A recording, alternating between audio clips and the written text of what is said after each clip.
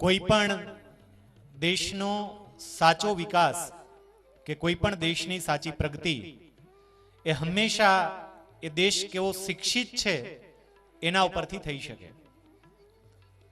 ભારતની અંદર શિક્ષણ વધારવા માટેના ખૂબ સારા પ્રયત્નો થયા।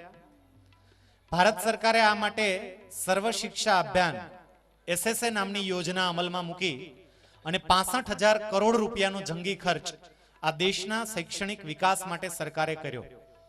એમનું પરિણામ પણ સરકારને ધીરે ધીરે મળવા લાગ્યું। 2001માં જ્યારે ભારતની વસ્તી ગણતરી થઈ તે વખતે ભારત દેશનો સાક્ષરતાનો દર 65% હતો, જે હમણાં જ અઠવાડિયા પહેલા ડિક્લેર થયેલા 2011ની વસ્તી ગણતરી વખતે ભારતનો સાક્ષરતાનો દર 74% પહોંચ્યો છે। માત્ર એક દશકાની અંદર 9% કરતા પણ આ સાક્ષરતા દરમાં થયેલી વૃદ્ધિ એ સર્વ શિક્ષા અભિયાન કે શિક્ષણની અંદર આવેલી જાગૃતિ બતાવે છે।